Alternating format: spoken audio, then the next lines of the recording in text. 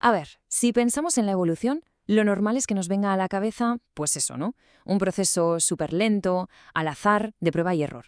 Pero, ¿y si esa idea no fuera del todo correcta? ¿Y si estuviera incompleta? Hoy vamos a meternos de lleno en una teoría radical que le da la vuelta a todo esto. Una que sugiere que la evolución humana no es algo que nos pasa y ya está, sino que podemos llegar a diseñarla. Una idea que, ojo, podría cambiarlo absolutamente todo. Y aquí está la pregunta del millón, la que lo pone todo patas arriba. A ver, ¿somos simples espectadores en un viaje evolutivo que va a su bola, gobernado por el azar como se ha pensado durante más de un siglo? ¿O somos en realidad los arquitectos? ¿Tenemos de verdad la capacidad de diseñar nuestro futuro conscientemente?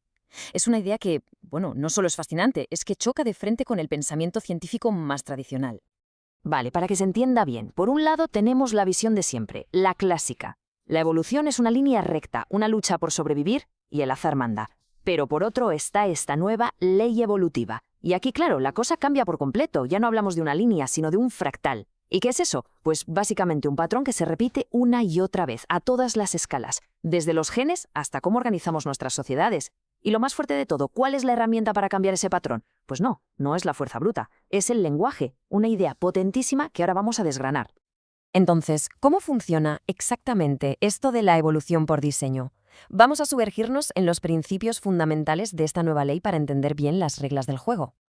Aquí la tenemos, la definición formal, la ley Fabroni. Viene a decir que la evolución no es aleatoria, sino un sistema que, por así decirlo, se puede hackear. ¿Y cuál es el código para hacerlo? El lenguaje. Pero ojo, no hablamos solo de hablar para comunicarnos, hablamos del lenguaje como una herramienta que puede, literalmente, reconfigurar la propia realidad. Pensemos un momento, ¿una nueva idea, una nueva narrativa no puede transformar por completo una sociedad? Pues bien, esta teoría lleva ese concepto a otro nivel, incluso hasta el plano genético. Y aquí es donde la cosa se pone de verdad interesante, porque esta ley tiene 4 propiedades clave que rompen muchos esquemas. Primero, es no aditiva. Imaginemos que un cambio no es un ladrillo más que se añade a la pared, sino algo que rediseña la casa entera. Segundo, es fractal. El mismo patrón de cambio se observa en un gen, en una idea y en toda una civilización. Tercero, el tiempo no es una flecha, es helicoidal, un presente que se expande en espiral, revisitando temas del pasado pero con una nueva perspectiva. Y por último, es ergódica. Y esto es, bueno, es alucinante. Significa que en teoría cualquier futuro imaginable es alcanzable. El único límite sería nuestra capacidad para activar ese potencial. Bueno, dejemos la teoría por un momento y vamos a bajar a la Tierra.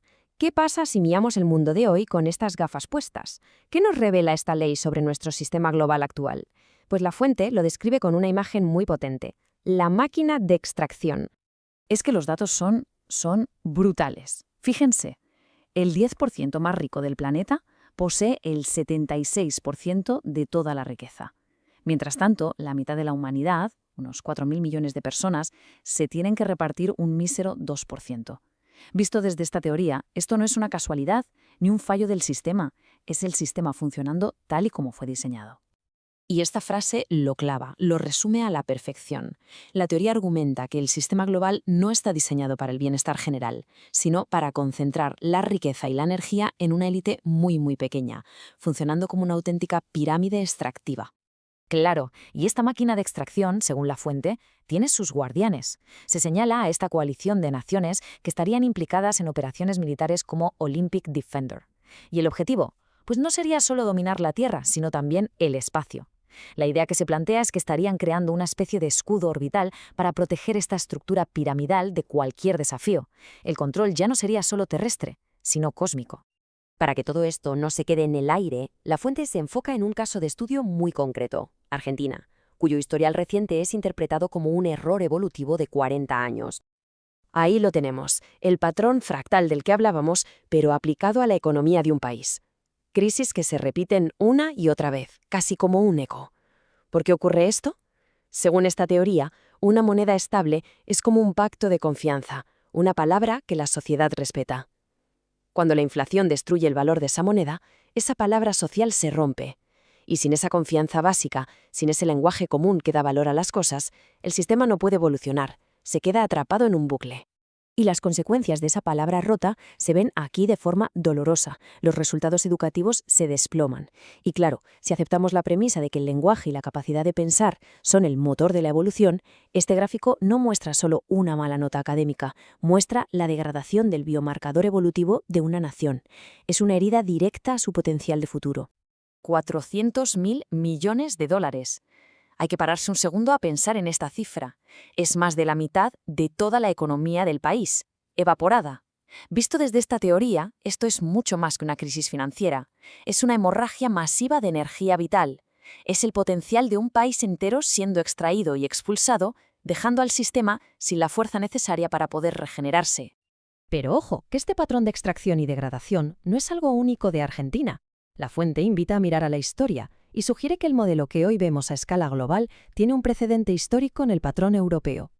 La fuente utiliza un término muy contundente aquí. Describe la historia de Europa como una marcada por procesos de exterminio. Para sostener esta afirmación señala varios puntos, desde la mortalidad masiva de las guerras mundiales hasta la externalización de los daños ecológicos a otras partes del mundo. También se menciona una baja biodiversidad interna y varios colapsos culturales. La conclusión que extrae la fuente es que el modelo que se expandió desde Europa no fue de equilibrio, sino de dominio y de degradación territorial.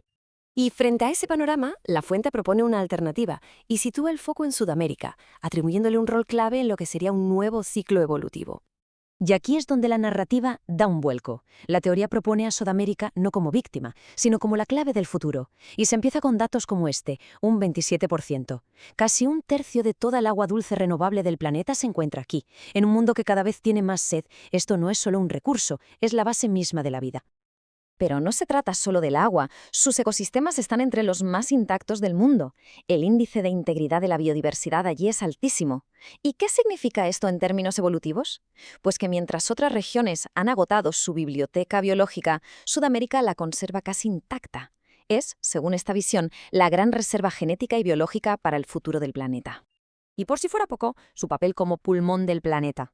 La cantidad de carbono que almacenan sus bosques y suelos es gigantesca, más que Norteamérica y Europa juntas. Así que tenemos agua, biodiversidad y equilibrio climático. Esos son los tres pilares de lo que la teoría denomina la reserva evolutiva del continente. Y todo esto nos lleva al concepto clave, el potencial evolutivo humano, o PE. La idea es que la capacidad para prosperar no depende solo de la tecnología, sino de un territorio sano y una cultura rica. Y la conclusión de la tesis es audaz. Las potencias desarrolladas, al haber degradado sus propios territorios, han agotado su P, y por tanto, para sobrevivir, necesitan extraer ese potencial de las regiones que todavía lo conservan. Así se cierra el círculo de la máquina de extracción que veíamos al principio. Y terminamos con esta cita, que encapsula toda la teoría a la perfección. Plantea que la verdadera bancarrota no es económica, sino evolutiva, y ocurre cuando una sociedad rompe su pacto con la vida, con el territorio y con el lenguaje. Una idea que sin duda da para pensar, y mucho, sobre qué es realmente el progreso y dónde reside el verdadero valor.